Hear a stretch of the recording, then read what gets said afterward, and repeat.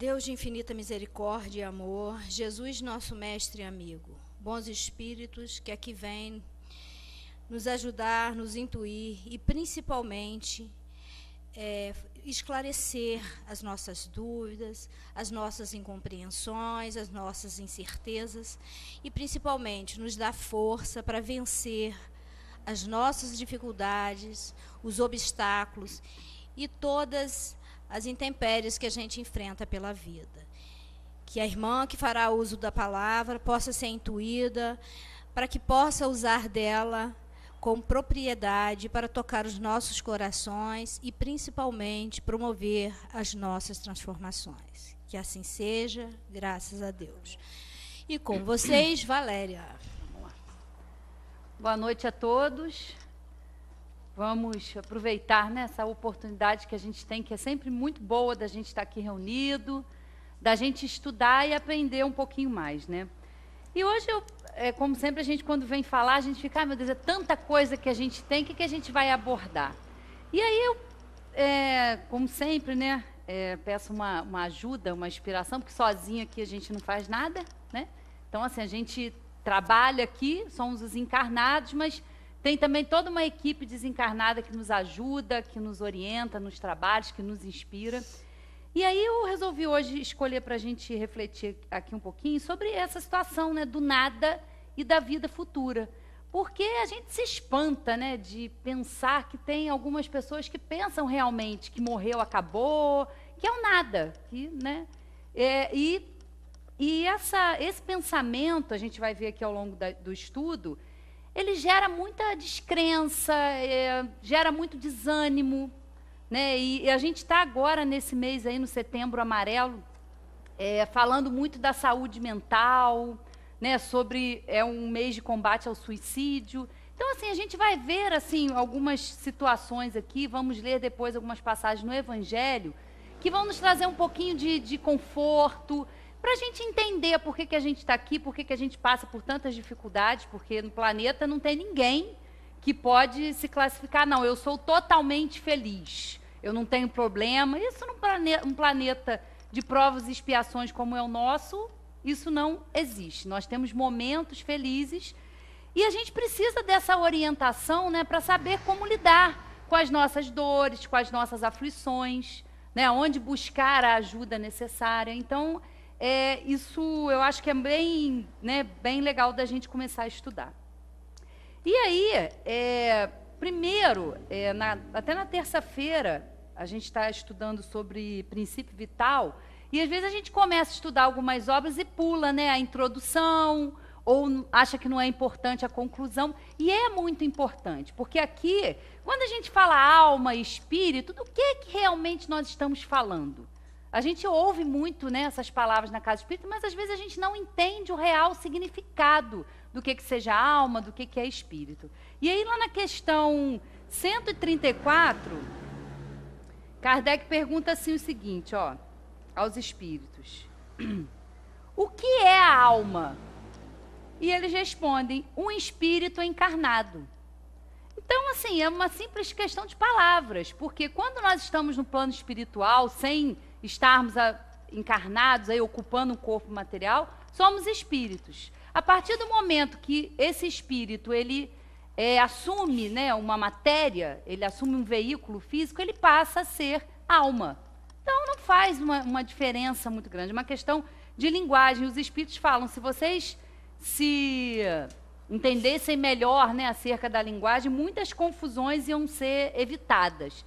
E aí a gente vai lá, então, e na introdução, né, ao estudo da doutrina espírita, ver o que é alma. Porque cada um, se a gente perguntar para a pessoa, o que você entende como alma? Cada um vai ter a sua definição. Mas para a gente entender, quando a gente for estudar durante a codificação, durante as obras fundamentais, é importante a gente entender, quando falar em alma, o que a gente está se referindo, para a gente poder compreender. Então, há 3 situações, claro que tem mais interpretações, mas 3 são as principais nesse entendimento do que seja alma. Segundo alguns, a alma é o princípio da vida orgânica material. Não tem existência própria e se extingue com a vida. é o puro materialismo. Nesse sentido, e por comparação, dizem de um instrumento quebrado que não produz mais som, que ele não tem alma. De acordo com essa opinião, a alma seria um efeito e não uma causa. Tem pessoas realmente que acreditam nisso. É uma minoria. A gente acha, tem muita gente. Não, é uma minoria. Né? Então, assim, acabou. Né? A gente é criado no momento do nascimento, passa toda uma existência que morreu, acabou. É o nada, né? A ideia do nada que nós vamos ver mais para frente. Outros pensam que a alma é o princípio da inteligência, agente universal de que cada ser absorve uma porção. Segundo estes, não haveria em todo o universo senão uma única alma, distribuindo fagulhas para os diversos seres inteligentes durante a vida. Após a morte, cada fagulha volta à fonte comum, confundindo-se no todo, como os córregos e os rios retornam ao mar de onde saíram. Aí é a teoria da absorção, né? Como se Deus, né, fosse se repartido em paz, e cada um de nós absorve um pouquinho dessa porção de Deus, dessa divindade. E quando a gente morre, o que acontece? Essa individualidade, né, que somos nós, retorna a esse todo. Então, nesses dois casos, tanto do materialismo como da ideia do nada e da absorção, a alma não tem uma individualidade. Né? Ela morreu, acabou. Ou morreu e vai para o todo. Não há uma continuidade, não há uma individualidade após a morte. E aí, segundo outros, enfim, a alma é um ser moral, distinto, independente da matéria e que conserva a sua individualidade após a morte. Essa concepção é incontestavelmente a mais comum, porque, sob um nome ou outro, a ideia desse ser, que sobrevive ao corpo, se encontra em estado de crença instintiva e independente de qualquer ensinança entre todos os povos, qualquer que seja o seu grau de civilização. Essa doutrina, para a qual a alma é a causa e não o efeito, é a dos espiritualistas. Não é nem dos espíritas, não, é dos espiritualistas.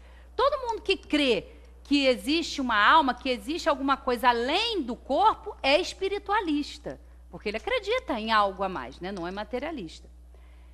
Pensamos que o mais lógico é tomá-la na sua significação mais vulgar, e por isso chamamos a alma ao ser imaterial e individual que existe em nós e sobrevive ao corpo. Então, a gente vê que é exatamente essa ideia que mais prevalece.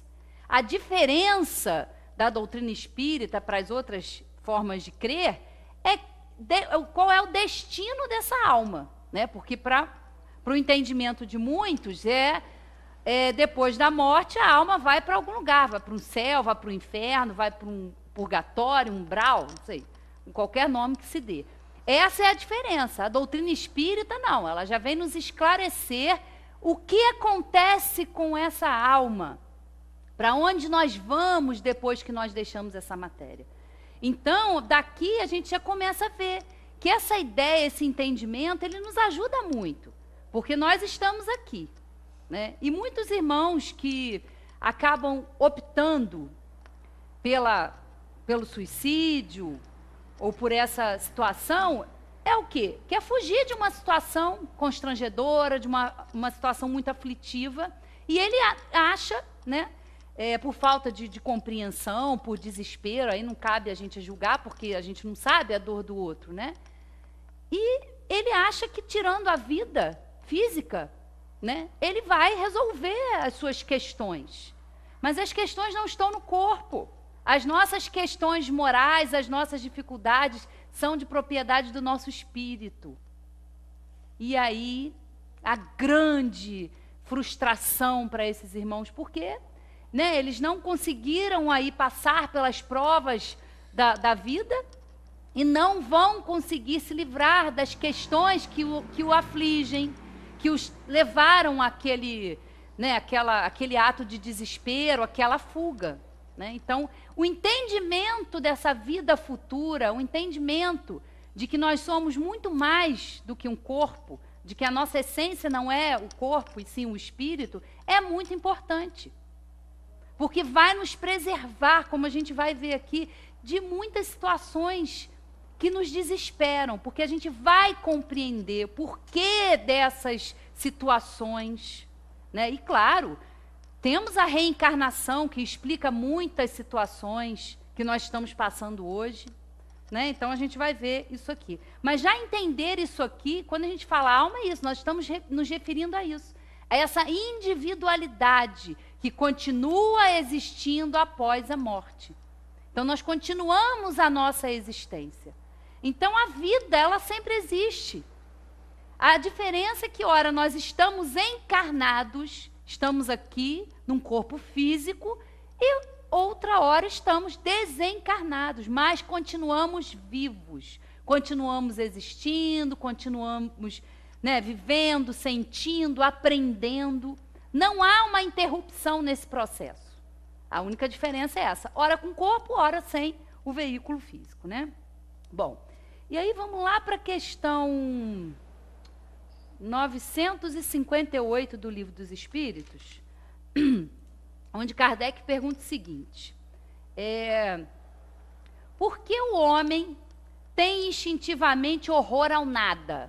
Por que essa ideia, né? Quando a gente pensa um nada, o que é o nada? Por que isso causa uma estranheza? E a resposta é simples, porque o nada não existe. Não existe. É por isso que a gente tem uma dificuldade em entender, né, de nós estarmos aqui, nos esforçando para melhorar. Então, onde estaria o nosso mérito, né?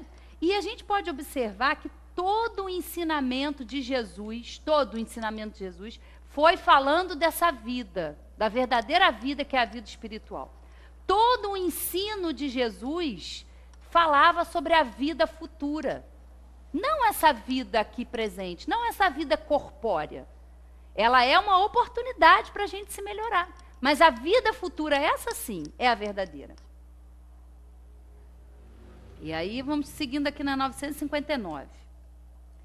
De onde vem para o homem o sentimento instintivo da vida futura? E a resposta: já o dissemos. Antes da encarnação, o espírito conhece todas essas coisas. E a alma guarda uma vaga lembrança do que sabe e do que viu no estado espiritual. Quantas vezes nós já passamos por isso? Muitas vezes. Já viemos ao corpo, já retornamos ao plano espiritual, retornamos de novo, muitas vezes. Então nós temos essa intuição no nosso íntimo de saber que não é só isso aqui. Aqui é muito rápido, né? Por uma causa, às vezes, boba, por uma causa, né, vulgar, a gente deixa de existir. O corpo deixa de existir, né? E guarda uma vaga lembrança do que sabe, do que viu no estado espiritual. Aí vem um comentário agora de Kardec. Em todos os tempos, o homem se preocupou com o futuro de além-túmulo, o que é muito natural. Qualquer que seja a importância dada à vida presente, ele não pode deixar de considerar quanto é curta e, sobretudo, precária, pois pode ser interrompida a cada instante e jamais ele se acha seguro do dia de amanhã. Alguém tem essa certeza? Nós não temos essa certeza. Não temos, né? Em que se tornará depois do instante fatal? A pergunta é grave, pois não se trata de alguns anos, mas da eternidade. Aquele que deve passar longos anos num país estrangeiro se preocupa com a situação em que se encontrará no mesmo. Como não nos preocuparmos com a que teremos ao deixar este mundo, desde que o será para sempre? Então, é uma questão que a pessoa pense ou não pense, algum momento nós vamos nos deparar com essa questão, nem que seja no momento do desencarne. E agora? Para onde? O que vai acontecer comigo? Né? Claro que é uma questão. Para quem nunca se questionou, porque a gente acha estranho que pessoa, mas será que a pessoa nunca pensou sobre isso? Não, tem gente que realmente não pensa sobre isso. Não pensa no que pode acontecer depois. A vida futura, as questões espirituais são deixadas de lado. Porque estamos na matéria, então o importante, e muitas vezes a gente dá muita importância às coisas materiais que são perecíveis. E o que é verdadeiro, o que é a nossa essência, a gente tem mais dificuldade em encarar. Então tem muitos irmãos realmente, e muitas pessoas que nunca se perguntaram isso. E que depois que desencarnam, ficam em muito sofrimento, em muita angústia, porque não sabem o que está acontecendo. Nunca pararam para pensar, nunca pararam para refletir sobre isso. Não que a gente vai passar a vida da gente pensando o que vai acontecer. Não, não é isso. Mas pensar, aprender, procurar entender sobre isso. Né? Cuidar de nós, cuidar do espírito, porque isso a gente vai ficar eternamente com ele. Então, é o que eu sempre falo aqui. Nós somos esse espírito eterno, indestrutível. Então, é bom a gente, né, tirar um tempinho para pensar sobre essas coisas. Porque nós vamos estar na nossa companhia eternamente. Né? Então, vamos lá. A ideia do nada tem algo que repugna a razão. O homem mais despreocupado nesta vida, chegado o momento supremo, pergunta a si mesmo o que será feito dele e involuntariamente fica na expectativa. Crer em Deus sem admitir a vida futura seria um contrassenso. O sentimento de uma existência melhor está no foro íntimo de todos os homens, e Deus não o pôs ali em vão. A vida futura implica a conservação da nossa individualidade após a morte. Que nos importaria sobreviver ao corpo se a nossa essência moral tivesse de perder-se no oceano do infinito? As consequências disso, para nós, seriam as mesmas do nada. Então, por que, né, a doutrina espírita, qual é a função? Para que a doutrina espírita veio à humanidade? Para que esses espíritos foram enviados aqui? O que a gente não sabia que eles vieram nos dizer? Eles vieram nos falar exatamente disso, nos esclarecer, porque Jesus já falou sobre isso, mas de uma forma alegórica, de uma forma que a gente ainda não tinha captado a essência, principalmente do ensino moral. Nós ainda temos essa dificuldade, mas o Espiritismo está aqui, o Evangelho segundo o Espiritismo. Não veio de falar nada diferente. A moral que está aqui, que a doutrina espírita apresenta, é a moral do Cristo. São as leis divinas. Veio nos ensinar, né, a ter uma fé raciocinada. Mas não é uma fé raciocinada para deixar a gente extremamente racional, não. É uma fé raciocinada, que questiona, que pergunta, somado, associado a um sentimento de amor, a um sentimento do coração. Porque não adianta nada a gente ter fé, ter uma fé raciocinada, a gente entender sobre reencarnação, se isso não nos toca ao coração, se isso não nos ajuda nos momentos de dificuldade. Né? É para isso, é para falar sobre isso. E aí nós vamos passar lá para o Evangelho, num capítulo que é extenso, mas que vale a pena ser estudado, que é o Bem-aventurados os aflitos. É o capítulo 5º do Evangelho. E aí eu separei algumas passagens aqui para a gente poder refletir juntos, para a gente ver, para a gente entender isso. Que essa vida aqui não é a principal, ela é necessária. Né? Nós viemos encarnar num planeta ou em outros planetas para nos aperfeiçoarmos, para aprender a desenvolver essa fé raciocinada, aprender a desenvolver esse sentimento de amor, né, de caridade, tudo isso. Então, não é para nos deixar racionais, endurecidos, não, muito pelo contrário.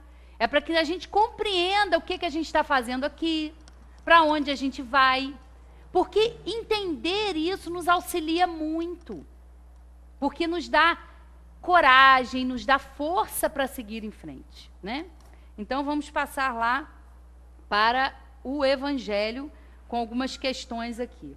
Como eu disse, é um capítulo bem extenso, e hoje eu até peguei lá o Evangelho para a gente sortear, e fala sobre muitas coisas, né? As causas anteriores das aflições, esquecimento do passado, é muito bom esse capítulo. Então, assim, eu recomendo quem tiver um tempinho parar realmente para estudar e para analisar. E aí, o primeiro item aqui que nós vamos ver está no tema que fala sobre os motivos de resignação, né? Nos dá razões para entender um pouquinho as coisas, né?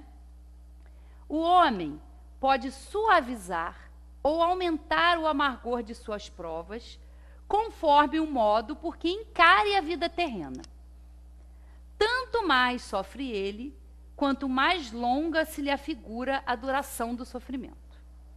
Ora, aquele que encara pelo prisma da vida espiritual, apanha num golpe de vista a vida corpórea. Ele a vê como um ponto no infinito, compreende-lhe a curteza e reconhece que esse penoso momento terá presto passado. A certeza de um próximo futuro mais ditoso o sustenta e anima, e longe de se queixar, agradece ao céu as dores que o fazem avançar. Aí a gente vê como a gente ainda tem muita dificuldade. Nossa, eu sofro ainda e eu tenho que agradecer. Mas como assim, gente? Isso não, né? Como assim? Né? E aí a gente continua aqui. Contrariamente, para aquele que apenas vê a vida corpórea, interminável lhe parece esta, e a dor o oprime com todo o seu peso. Daquela maneira de considerar a vida, resulta ser diminuída a importância das coisas deste mundo, e sentir-se compelido o homem a moderar seus desejos, a contentar-se com a sua posição, sem invejar a dos outros, a receber atenuada a impressão dos reveses e das decepções que experimente. Daí tira ele uma calma e uma resignação tão úteis à saúde do corpo quanto à da alma, ao passo que com a inveja, o ciúme e a ambição, voluntariamente se condena à tortura e aumenta as misérias e as angústias da curta existência. Então, olha como é importante, né? A Ângela falou aqui com a Cristina, a Cristina falou sobre, a Ângela falou que, né, que a gente vai até passar aqui, que a felicidade não é deste mundo, e nós vamos ver por quê. E também o ponto de vista. A Cristina falou sobre o ponto de vista. Então, eu acho que essa uma das maiores contribuições da doutrina espírita, que ela veio nos trazer. O objetivo é esse. Fazer com que a gente amplie, né, a nossa visão, entenda que nós estamos num contexto necessário para o nosso crescimento, necessário para as nossas experiências. É para isso que nós encarnamos. Porque a gente fala, se a gente tem uma vida espiritual que é a principal, por que a gente tem que vir para cá? Afinal de contas, o que a gente vem fazer aqui? Né? A gente vem experimentar, a gente vem aprender, né? E a gente precisa ampliar esse horizonte mesmo, né? De achar que é só o planetinha. Bem que o Luiz falou, vou lá pegar ele. Vou pegar o nosso planetinha. Bom, a gente acha, né, que só, para começar, só tem esse, né? Só tem esse. Quer dizer, nessa imensidão que é aí o universo, a gente acha que só a Terra é habitada. É a única escola. E que a gente vem para cá e aqui fica restrito. Não. Ela é apenas uma escola. Que nem a Terra tem bilhões aí de terras, de planetas, que são escolas. E o que a gente faz na escola? A gente não vai à escola para aprender? Tem uma matéria que a gente não consegue entender, então a gente repete de ano. E é exatamente isso. A reencarnação é um processo educativo divino. Porque através das nossas vindas a essa escola, nós vamos nos aprimorando. Em quê? Em inteligência, em moral. Vamos aprendendo cada vez mais. Porque nós fomos criados, nós temos que entender isso, né? Nós somos parte da criação divina. Para que Deus nos criou? Para a gente sofrer, para ficar aqui eternamente no planeta de provas e expiações? Não. Nós saímos, né, de uma situação de simplicidade, de ignorância. E através das encarnações, nós vamos nos aprimorando, vamos aprendendo. Para quê? Aonde que nós vamos chegar com isso? Nós vamos chegar à condição de espíritos perfeitos, né? A perfeição. Então, a gente, observando a situação, a gente sabe que nós estamos numa escola ainda primária. Né? O planeta de provas e expiações, que caracteriza a Terra, é uma escola primária, onde o mal ainda prevalece. Então, tudo que está aí nesse contexto, que aparentemente é um caos, uma anarquia, não tem nada de anarquia, não tem nada de caos. Tudo é necessário. Terezinha falou semana passada sobre a intolerância. Né? Precisamos observar as nossas formas de pensar, de agir, porque nós criticamos a intolerância dos outros, mas nós não vemos a nossa própria intolerância com as pessoas, com as atitudes, né, que nós tomamos. E é um momento de mudança. Né? Tá lá na Gênesis, os sinais dos tempos, né? A geração nova. Então, é necessário essa mudança, esse aparente caos, mas não tem caos nenhum. É tudo dentro de um contexto muito maior do que a gente pode entender. É que a nossa compreensão é que é um pouquinho ainda difícil, a gente não consegue abarcar. Né? Como a gente é muito limitado aqui a um corpo, a matéria, e ela exerce uma grande influência sobre nós, nesse estágio que nós nos encontramos, tudo a gente traz para o material, tudo é o físico, o nosso foco é importante, é isso. Né? Se nós temos muitas coisas, mas e se nós estamos sendo melhores? Onde que a gente está colocando a nossa, né, o nosso olhar, aonde nós estamos colocando o nosso sentimento? No ter ou no ser? O que é mais importante? Cuidar das coisas que são perecíveis e que vão ficar, que são do mundo, ou cuidar de nós? Cuidar da nossa essência? Né? Uma pergunta e uma reflexão que cabe a cada um de nós. Né? Então, vamos continuar. Então, aqui ele fala, né, que depende. Se um homem entende que isso aqui é um momento que é necessário, que essa vida presente ela é um ponto no infinito aí da nossa vida, da nossa história, as coisas ficam um pouco mais leves, ou a gente deva trabalhar para isso.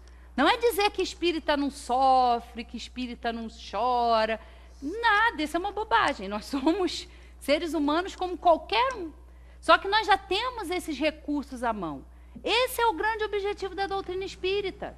É nos situar, sabe? Saiam desse terra a terra, ampliem a visão de vocês, aprendam a passar pelas dores, pelas aflições, com resignação, né? E, às vezes, a gente não consegue muito bem levar isso à frente, né? Vamos lá, então. Seguindo aqui, vamos lá para o item 14, vamos lá. Aí vai falar sobre o suicídio e a loucura, né? A calma e a resignação, auridas da maneira de considerar a vida terrestre e da confiança no futuro, dão ao espírito uma serenidade que é o melhor preservativo contra a loucura e o suicídio. Mas, para o que não crê na eternidade e julga que com a vida tudo se acaba, se os infortúnios e as aflições o acabrunham, unicamente na morte vê uma solução para as suas amarguras. Nada esperando, acha muito natural, muito lógico mesmo, abreviar pelo suicídio as suas misérias. Né? Porque muitas vezes nós passamos por situações que nos causam muita dor, muita aflição. Nessa hora, o que nós devemos fazer? Né? Primeiro, nos acalmar, né? Aurimos a nossa força. E segundo, nós não podemos nos esquecer que nós não estamos aqui sozinhos. Nós não estamos aqui sozinhos. Deus, na sua infinita sabedoria, no seu infinito amor, nos dá, cada um de nós tem um anjo da guarda, um espírito protetor, não importa o nome. Mas nós não estamos aqui Ah, vai para lá e se vira aí, dá seu jeito aí. Não, não é assim. Nós não estamos aqui sozinhos.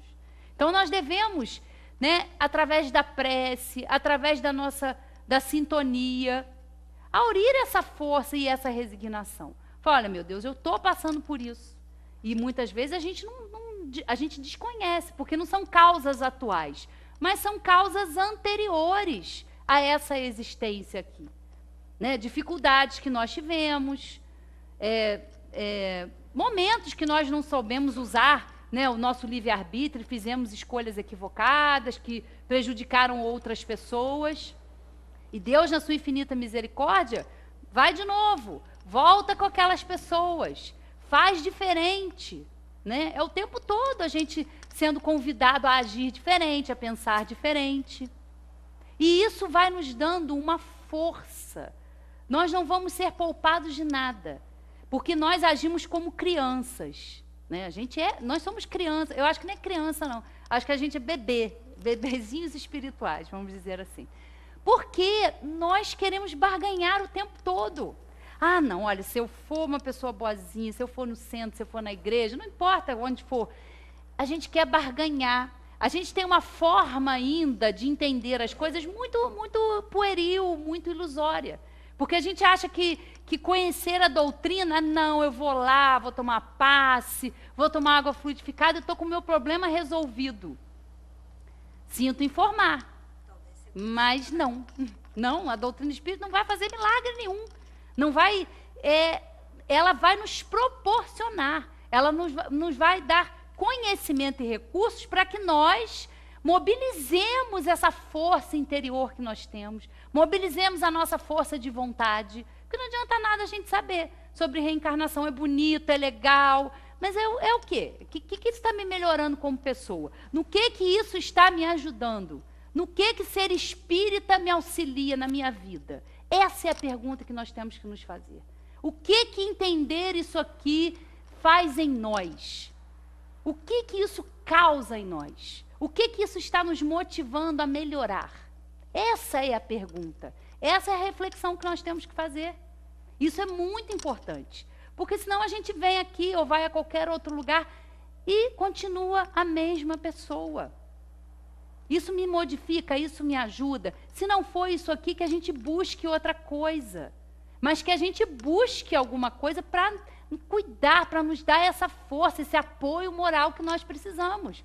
Porque em muitas situações, a gente acha que essa porta aí de fuga, que é o suicídio, ou muitas situações podem levar pessoas à loucura, porque não tem essa firmeza, às vezes, para encarar as coisas. Nós não devemos julgar, mas como é que pode? Cada um sabe de si. Nós não sabemos, né? O que o outro está passando, o que o outro está pensando. Nós não temos esse direito de julgar, não é isso que devemos fazer. Nós devemos auxiliar, nós devemos falar dessa vida futura. Por isso é importante as pessoas conhecerem a doutrina espírita. Porque isso modifica, isso nos dá uma resignação muito grande. Porque nós sabemos que nós não estamos sofrendo à toa, não estamos aqui, né, abandonados, nada disso. Tem um contexto. A gente é que não entende ainda esse contexto, principalmente aqui. Que quando a gente está no plano espiritual e a gente vai fazer as escolhas das provas, das situações que nós vamos ter aqui nessa escola, a gente sabe muito bem aonde a gente precisa, né, reparar aí algumas coisas. Vem para cá, a gente dá uma esquecida. Ainda bem, porque se a gente já tem dificuldade de lidar com certas pessoas, com certas situações, sem lembrar daquela coisa, eu falei, gente, não sei porquê, essa pessoa não me... sei, é aquela antipatia, ou a simpatia também, os dois lados. Não sei, tem uma reserva com aquela pessoa, e às vezes é dentro de casa, com o pai, com a mãe, com o irmão, com o cunhado, né? Quando vem os agregados, dizem que ainda é pior. Mas assim, a gente não sei, sei lá, a gente tem uma coisa que não bate às vezes. Sei lá, talvez seja aquela pessoa vindo de novo para que a gente ressignifique ao agir. Então, assim, o esquecimento ele é necessário aqui a gente esquece. Né? Mas voltando para o plano espiritual, a coisa se abre. Né? Continuando aqui. A incredulidade. a simples dúvida sobre o futuro, as ideias materialistas, numa palavra, são os maiores incitantes ao suicídio. Ocasionam a covardia moral, como eles falam aqui. A propagação das doutrinas materialistas é, pois, o veneno que inocula a ideia do suicídio na maioria dos que se suicidam e os que se constituem apóstolos de semelhantes doutrinas assumem tremenda responsabilidade. Com o espiritismo, tornada impossível a dúvida, muda o aspecto da vida. O crente sabe que a existência se prolonga indefinidamente para lá do túmulo, mas em condições muito diversas, donde a paciência e a resignação, que o afastam muito naturalmente de pensar no suicídio, donde, em suma, lhe dão a coragem moral, porque é necessário, tem que ter muita coragem. A gente fala sempre aqui, né, do autoconhecimento, dessa reforma íntima, mas, quando você começa nesse caminho, é só um despertar. Né, Marcinha? Marcinha sempre fala, identificou alguma coisa, e filhinho, isso é só o começo. Isso é só o começo. Né? E, eu tenho uma tendência para isso aí. Ter consciência é o primeiro passo. E aí, não pense que o trabalho acaba, né, Cris? Aí só continua. Tem que ter muita coragem, mas é necessário. Porque a gente vai passar, às vezes, uma encarnação inteira aqui, sem se conhecer, sem se melhorar. Qual é o nosso objetivo aqui? Né? Como disse o Elino, a gente não veio para fazer turismo. Fazer turismo de vez em quando é bom, a gente também não tem nada contra. Mas não é esse o objetivo. O objetivo é esse, é o autoconhecimento, é o melhoramento íntimo. Não melhorar o outro também, né? Porque a gente adora melhorar a vida do outro. A gente sabe direitinho o que é bom para a vida do outro. Pô, fulano tinha que agir assim. A gente, às vezes, vem assistir palestra. Ah, fulano tinha que estar aqui. Filho, não é o fulano que está aqui, é você que está aqui. É a gente que está aqui que tem que aprender. Ah, fulano podia estar ouvindo isso. Mas se a gente está ouvindo, a gente é que tem que utilizar isso. Às vezes não é o momento do fulano. Às vezes o fulano, né, a outra pessoa, não está no seu momento. Não está no seu momento de amadurecimento, não quer saber disso. Você vai falar com a pessoa, se aborrece, e lá vem você com essa chatice, eu não quero saber disso. É o livre-arbítrio. Nós não podemos, né, abrir a cabeça da pessoa e enfiar as coisas lá. Não funciona assim. Cada um no seu tempo. Cada um com as suas experiências. Porque a gente, né, quer poupar as pessoas ou achar que é melhor e a gente não consegue. Aí se aborrece que a pessoa... Você fala, a pessoa não faz nada do que você fala. Se eu falo, você não faz. Ele não quer fazer. Ele não sabe fazer, ele não consegue fazer. E aí? Né? Às vezes a gente vai ficar se desgastando de uma forma muito desnecessária. O espiritismo ainda produz, sob outro aspecto, outro resultado igualmente positivo e talvez mais decisivo. Apresenta-nos os próprios suicidas a informar-nos da situação desgraçada em que se encontram e a provar que ninguém viola impunemente a lei de Deus que o proíbe ao homem encurtar a sua vida. O espírita tem, assim, vários motivos a contrapor a ideia do suicídio. A certeza de uma vida futura em que, sábio ele, será tanto mais ditoso quanto mais inditoso e resignado haja sido na terra. A certeza de que, abreviando seus dias, chega precisamente a um resultado oposto ao que esperava, que se liberta de um mal para incorrer num mal pior, mais longo e mais terrível, que se engana imaginando que com o matar-se vai mais depressa para o céu, que o suicídio é um obstáculo a que no outro mundo ele se reúna aos que foram objeto de suas afeições e aos quais esperava encontrar, donde a consequência de que o suicídio, só lhe trazendo decepções, é contrário aos seus próprios interesses. Porque a gente escuta isso também, né?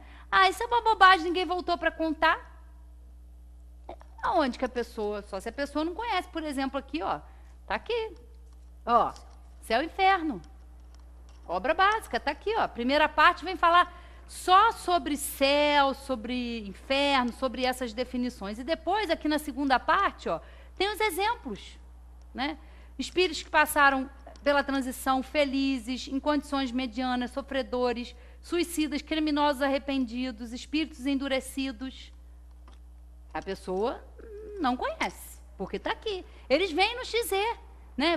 Vêm nos falar dessa situação, dessa decepção, desse desapontamento que eles vão passar.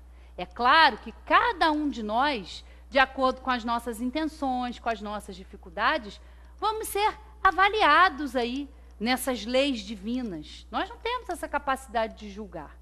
Nós, ao saber dessa situação, e são muitas pessoas, né? Nós estamos aí, eu estava vendo uma reportagem que a Terezinha falou, a Sueli depois falou do CVV, que é o Centro de Valorização da Vida, e eu vi uma estatística que em 2006, 2017 e 2018, esse ano, quase 3 vezes mais pessoas ligando, procurando ajuda. Isso é muito sério.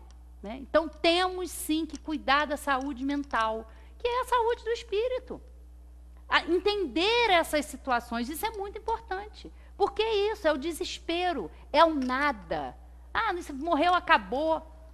Né? Então, nós temos que entender que essa ideia ela não é verdadeira, que não acaba. Então, assim, esses espíritos vieram falar de como é a sua situação, de como eles se encontram.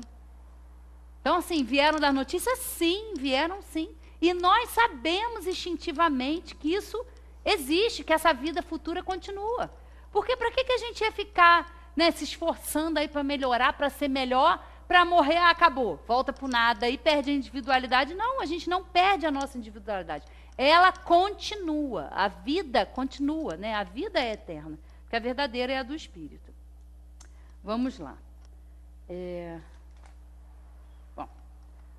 A felicidade não é deste mundo. Outra passagem do Evangelho. Não sou feliz. A felicidade não foi feita para mim. Exclama geralmente o homem em todas as posições sociais. Isso, meus caros filhos, prova, melhor do que todos os raciocínios possíveis, a verdade dessa máxima do Eclesiastes. A felicidade não é deste mundo. Neste mundo, por mais que faça, cada um tem a sua parte de labor e de miséria, sua cota de sofrimentos e decepções, donde facilmente se chega à conclusão de que a terra é um lugar de provas e expiações. Assim, pois, os que pregam que ela é a única morada do homem e que somente nela e numa só existência é que lhe cumpre alcançar o mais alto grau das felicidades que a natureza comporta, iludem-se e enganam os que escutam, visto que demonstrado está, por experiência arquissecular, que só excepcionalmente esse globo apresenta as condições necessárias à completa felicidade do indivíduo. E a gente vê, né? Mas não são espíritos como nós, na nossa condição. Às vezes a gente vê espíritos aqui que são mais iluminados, que são superiores. Eles não estão em provas e expiações. São espíritos evoluídos que já estão num grau superior e que vêm até o planeta Terra para nos auxiliar. Eles vêm, na verdade, em missão. Eles não têm nada que espiar, que provar. Enquanto nós temos aí as nossas reparações a fazer. Temos o nosso aprendizado. E muitas vezes, quando a gente fala dessa questão da gente se conscientizar do que a gente precisa melhorar em nós, a gente fica assim, mas como é que... Poxa, será que se eu não lembrasse não seria mais fácil? Né? A gente escuta muitas pessoas falando sobre isso. Mas por que a gente esquece? E aí eles falam, olha, observem, se conheçam, prestem atenção aonde estão as suas dificuldades no lidar. E aí vão estar as suas más tendências. Aí vai estar exatamente o ponto que precisa ser trabalhado, que precisa ser conhecido. Né? Então, às vezes, a gente, eu tenho muita dificuldade. Eu sou muito orgulhoso, eu sou muito invejoso. Né? E a gente não gosta. Isso nos causa um mal-estar danado. Eu não gosto, prefiro não saber, não quero saber. Mas, se a gente não toma consciência, se a gente não percebe quais são as nossas dificuldades, a gente não joga luz naquela situação. Então, a gente tem mais dificuldade em saber, né, do que precisa ser transformado. Então, preste atenção nas suas tendências instintivas. Veja lá no seu íntimo qual é a sua grande dificuldade, porque é ali o foco que precisa ser trabalhado. É ali que a gente ter uma dose muito grande de coragem, de humildade, para reconhecer. Sem isso, sem esse trabalho, a existência, ela pode continuar, a gente pode ficar estacionado, se a gente perde uma grande oportunidade de se conhecer, de se melhorar, de praticar, né, o amor, de praticar a caridade. Então, a gente tem que estar muito atento. Então, a gente escuta muito, eu quero ser feliz, né? Eu quero ser feliz, eu quero ser feliz. Mas se nós estamos nessa condição de espíritos ainda em aprendizado, numa condição inferior, querer ser feliz, que felicidade é essa? Ter tudo. Aí a gente quer ter tudo, a gente compra tudo, a gente quer ter. E aí se depara com a morte numa situação, e agora? O que eu faço com isso tudo? A conta bancária não vai, a casa na praia não vai nada. Temos que entender. Estamos aqui, somos usufrutos, estamos aqui num corpo usando a matéria. É claro que é muito legal a gente aprender, a gente usar da tecnologia. Né? Eu falo que ninguém quer ser tratado como era tratado na medicina antigamente. A gente quer fazer ressonância, a gente quer usar disso tudo, e tem que ser assim.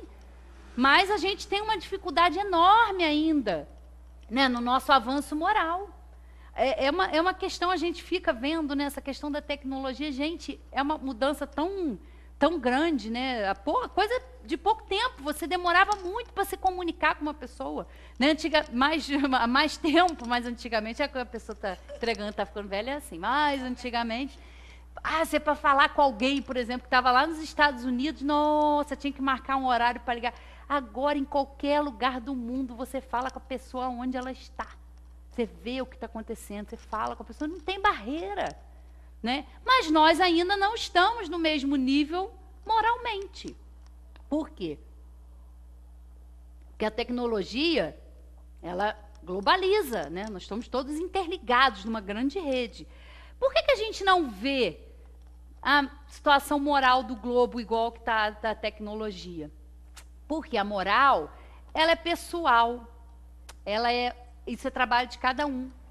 E a gente vê uma diversidade incrível. A gente está num planeta, né, que é o planeta Terra, mas, gente, o que tem de diversidade aqui é uma loucura. De situações, de geografia, de diversidade das pessoas. As pessoas pensam absolutamente diferente em qualquer questão política, religiosa, não importa, moral. O que a pessoa acha normal, às vezes você, meu Deus, a pessoa pensa assim, é o modo operante dela. É a forma como ela pensa. Mas como é que pode? Falei, como é que pode? Podendo, né? É a diversidade, é incrível. Às vezes a gente vamos trazer para o nosso universozinho íntimo, que é a nossa família. Meu Deus, como é que pode? Quanta diferença. Às vezes filhos criados igual, recebendo a mesma educação, o mesmo amor, o mesmo carinho. Só que cada um é uma individualidade. Cada um é um espírito. É uma alma encarnada. Então, cada um é um. E isso a gente aprende, essa diversidade. Por quê? Porque isso nos desenvolve respeito, amor ao próximo, empatia, né? Que a gente ouve falar, mas na hora da gente praticar ali é difícil. Né? Então, é isso aí. Não é desse mundo. Então, a gente, né, quantas vezes a gente fica, meu Deus, mas eu queria tanto ser feliz, fica correndo atrás aí de ilusões que não vão nos acrescentar em nada, né? Não vai acrescentar nada para o nosso espírito. E agora, os tormentos voluntários. Vive o homem incessantemente em busca da felicidade, que também incessantemente lhe foge, porque felicidade sem mescla não se encontra na terra. Entretanto, malgrado as vicissitudes que formam o cortejo inevitável da vida terrena, poderia ele, pelo menos, gozar de relativa felicidade, se não a procurasse nas coisas perecíveis e sujeitas às mesmas vicissitudes, isto é, nos gozos materiais, em vez de a procurar nos gozos da alma, que são um prelibar dos gozos celestes, imperecíveis. Em vez de procurar a paz do coração, única felicidade real neste mundo, ele se mostra ávido de tudo que o agitará e o turbará. E coisa singular, o homem, como que de intento, cria para si tormentos que está nas suas mãos evitar. Você vê, a gente já vem para cá, já vem para a escola, fala, você vai para a escola, então vai passar por uma série de experiências, de situações. E a gente, além de não dar conta, a gente arruma mais problema ainda, né? Então, são tormentos voluntários. Quantas situações, quantas coisas a gente, em vez de buscar a paz, em vez de buscar o que vai nos trazer essa paz, esse silêncio interior, a gente quer se agitar. Na própria tecnologia mesmo. Eu tenho visto um movimento contrário. Eu tenho, né, todo mundo tem grupo de WhatsApp, né? E eu tenho visto algumas pessoas assim muito sem graça, saindo desses grupos. Está vendo um movimento contrário agora, né? Já aconteceu comigo em 2 grupos que eu estava. A pessoa, olha, não é por nada, mas é porque eu não estou mais dando conta, eu estou perdendo muito tempo, eu estou muito desfocada, porque eu não consigo mais fazer meu trabalho, eu não consigo mais ter atenção, porque é toda hora esse negocinho apitando, aí você para ler. Saiu do grupo. Mas as pessoas ficam constrangidas, porque, assim, é compreensível. Pô, a pessoa me chama para entrar no grupo, eu vou sair? Então, assim, é delicado. Mas fazendo esse movimento contrário, muitas pessoas que, não quero saber mais de rede social, porque aí é mal, a tecnologia é má, não. É a forma como a gente utiliza, né? Que às vezes a gente foge aí da nossa... Né? Nós já vivemos uma vida muito superficial, né? Tudo nos ajuda a tirar desse foco, né? Do autoconhecimento. Então, são situações, estímulo ao consumo, estímulo a poluir mesmo o planeta. A gente é estimulado por um monte de coisa que não é boa. Né? A gente é o tempo todo ali, mas isso é muito superficial. E aí, a gente tem que prestar atenção no que é mais profundo, no que é mais essencial. Pô, isso está me fazendo bem? Né? Outra coisa, às vezes, esse negócio de Facebook, você entra no Facebook, né? E às vezes a gente não está muito bem, e fica olhando a vida dos outros, né? E fala, meu Deus, todo mundo tem uma vida boa, está todo mundo viajando, está todo mundo bem, todo mundo casado, com filho. Nossa, aí você olha, meu Deus, eu não tenho nada disso. Né? Dá um desespero, às vezes. Não é. Eu estou falando só de coisa que eu vejo. Porque, assim, dá um nervoso, uma coisa, uma agonia, né? A vida do outro é ótima, é tudo bem, é tudo florido. Eu não faço nada, tenho uma vida comum, né? A gente se sente tão... E você vai lá saber o que o outro está passando? Você vive lá na vida do outro? Você vive dentro da casa da pessoa, você vive com...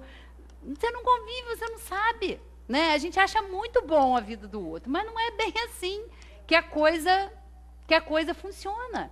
Então, a gente é muito convidado a ser desfocado, né? A não refletir, a não meditar, a não pensar nas coisas que são essenciais. Então, às vezes, a gente sofre porque voluntariamente. Fala assim, gente, isso não está me fazendo bem. Né? É que nem assistir, sei lá, um filme, sei lá, tantas coisas. Isso não está me fazendo bem. Pô, eu gostava disso, hoje eu não gosto mais. Né? A gente se desconectando dessas coisas que nos distraem, né? A gente está muito distraído aí com as coisas verdadeiras. Para a gente terminar, vamos lá. Ó. Que de tormentos, ao contrário, se poupa aquele que sabe contentar-se com o que tem, que nota sem inveja o que não possui, que não procura parecer mais do que é. Esse é sempre rico, porquanto, se olha para baixo de si e não para cima, vê sempre criaturas que têm menos do que ele. Aí a gente não olha, né, para quem tem menos, a gente olha para quem tem mais. Eu queria ter aquilo lá, mas e quem não tem? Né? É calmo porque não cria para si necessidades quiméricas. E não será uma felicidade a calma em meio das tempestades da vida? A gente ter momentos de calma não é bom, né? Na confusão, aí na tormenta. Então, eles falam aqui coisa boa. Então, foca naquele que não tem, né? É focar na abundância. É um exercício que eu estou fazendo todo dia. Focar na abundância. Olha quantas coisas. Um dia desse eu me peguei realmente, falei, gente, reclamando, sabe? Eu parei e comecei a pensar, fazer uma lista mesmo, assim.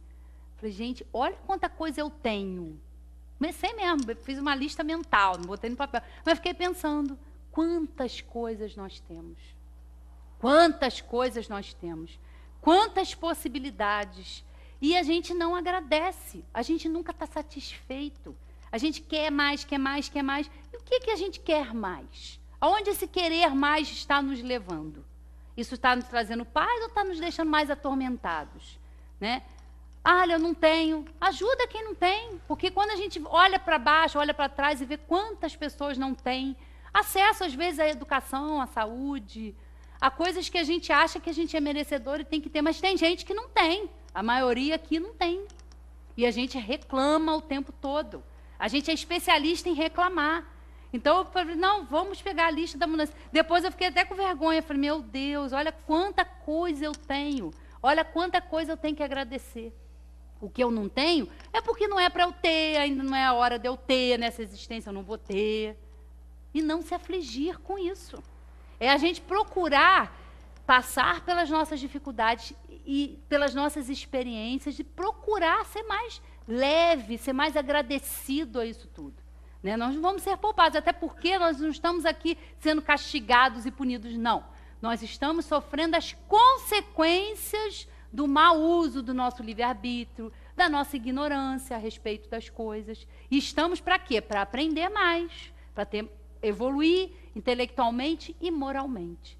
Então, que a gente possa, eu espero que eu tenha conseguido trazer uma boa reflexão para que a gente leve para a nossa semana, para que a gente se fortaleça, para que a gente tenha coragem para continuar, porque está tudo muito no lugar certo. Estamos no lugar certo, na hora certa, e que a gente possa desenvolver, né, esse sentimento de gratidão, tomar consciência do que a gente precisa melhorar e que a gente continue aí nesse aprendizado que é eterno, né? Boa noite a todos e muito obrigada pela atenção.